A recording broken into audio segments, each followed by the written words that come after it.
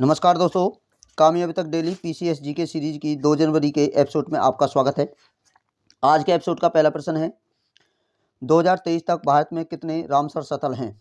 Option A 73, option B 74, option C 75, option D 76। तो इस प्रश्न का उत्तर हो जाता है ऑप्शन सी 75। अब बात करते हैं इसका विश्लेषण। आर्द्रभूमियों पर रामसर अभी समय एक अंतर सरकारी संधि है जिसे 2 फरवरी 1971 को कैस्पियन सागर के दक्षिण तट पर ईरानी शहर रामसर में अपनाया गया था। भारत में कुल रामसर शटल 75 हैं, अतः विकल्प सी सही है, 75। अगला प्रश्न है, निम्नलिखित में से कौन सा रामसर शटल राजस्थान में स्थित है? ऑप्शन ए है बूलर झील, ऑप्शन बी है कावारटक वेटलैंड, ऑप्शन सी है सुर सरोवर, ऑप्शन डी है सावर। तो इस प्रश्न का उत्तर हो जाता है ऑप्शन डी सावर। अब बात करते हैं इसका विश्लेषण। राजस्थान में 2 रामसर शटल स्थित हैं। मार्च 1990 में सांबर झील को रामसर शटल के रूप में घोषित किया गया था।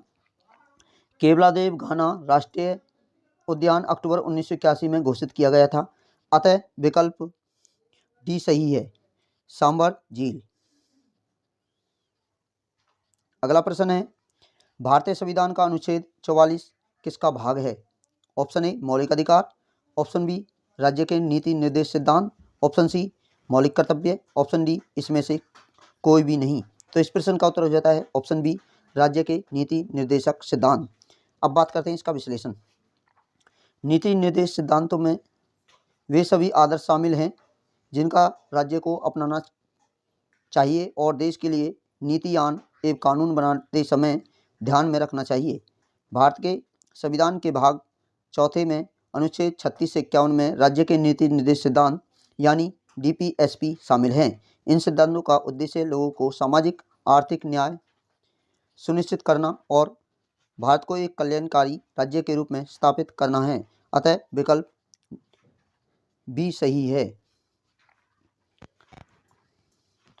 नेक्स्ट प्रश्न है, निम्नलिखित में से किस संवैधानिक संशोधन अधिनियम द्वारा प्रस्तावना में समाजवादी और धर्मनिरपेक्ष शब्द जोड़े गए?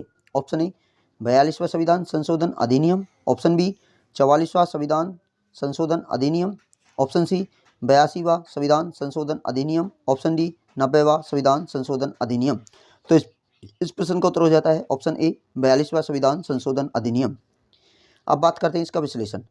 तत्कालीन प्रधानमंत्री इंदिरा गांधी द्वारा लगाए गए आपातकाल के दौरान 42वें संविधान संशोधन अधिनियम 1976 द्वारा समाजवादी और धर्मनिरपेक्ष शब्द जोड़े गए। भारत के संविधान में अंतर्निहित दर्शन को उद्देश्य संकल्प में संक्षेपित किया गया था। संविधान की प्रस्तावना उद्देश्य संकल्प में निहित आदर्श को शब्दों में व्यक्त करती है, अतः विकल्प ए सही है। तो इस प्रश्न का उत्तर हो जाता है ऑप्शन ए 42वां संविधान संशोधन अधिनियम। अगला प्रश्न है, निम्नलिखित में से कौन सा भारत में समान नागरिक संहिता वाला एकमात्र राज्य है? Option A Maharashtra, option B Rajasthan, option C Goa, option D Tamil Nadu. तो इस प्रश्न का उत्तर हो जाता है ऑप्शन सी गोवा। अब बात करते हैं इसका विश्लेषण।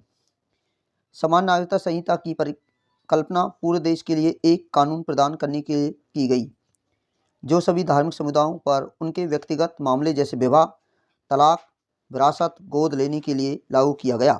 अब तक गोवा यूसीसी वाला भारत का एकमात्र राज्य है, अतः विकल्प सी सही है।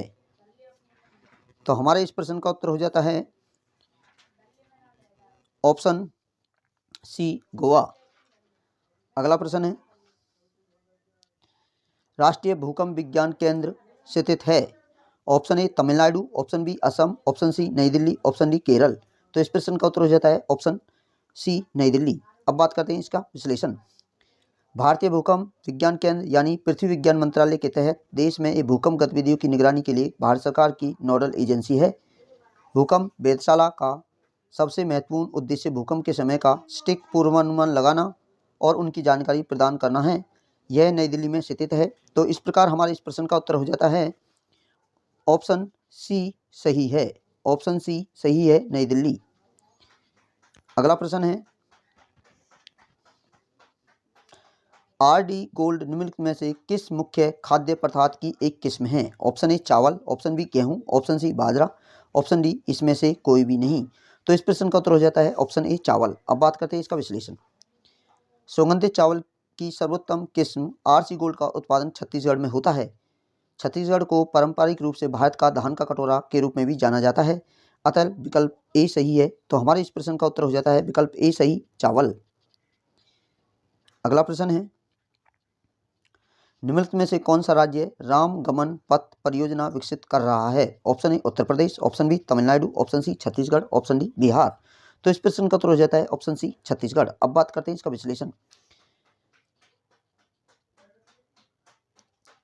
नेक्स्ट प्रश्न है, प्री जीएसटी व्यवस्था के लिए वन टाइम सेटलमेंट 2023 ओटीएस योजना शुरू की गई। Option A Jharkhand, option B Uttar Pradesh, option C Bihar, option D Haryana. तो इस प्रश्न का उत्तर हो जाता है ऑप्शन डी हरियाणा। अब बात करते हैं इसका विश्लेषण। प्री जीएसटी व्यवस्था से संबंधित लंबित कर भुगतानों के निपटान के लिए वन टाइम सेटलमेंट योजना 2023 ओटीएस योजना शुरू की गई। यह योजना 1 जनवरी से 30 मार्च 2024 तक रहेगी, अतः विकल्प डी सही है। तो यह जो वन टाइम सेटलमेंट योजना हरियाणा के अंदर शुरू की गई है, ऑप्शन डी सही है। नेक्स्ट प्रश्न है, निम्नलिखित में से किस देश की सीमा कैस्पियन सागर से नहीं लगती है? ऑप्शन ए रूस, option B Uzbekistan, option C Turkmenistan, option D Iran. तो इस प्रश्न का उत्तर हो जाता है ऑप्शन बी उज्बेकिस्तान। अब बात करते हैं इसका विश्लेषण। कैस्पियन सागर सतह क्षेत्र द्वारा मापे जाने पर यह पृथ्वी का सबसे बड़ा अंतर्देशीय जल भंडार है। इसकी सीमा रूस उत्तर पश्चिम में, अजरबैजान पश्चिम में, ईरान दक्षिण में, तुर्कमेनिस्तान दक्षिण पूर्व में और कजाकिस्तान उत्तर पूर्व में लगती है, अतः विकल्प बी सही है। तो हमारे इस प्रश्न का उत्तर हो जाता है विकल्प बी, उज्बेकिस्तान से सीमा नहीं लगती है।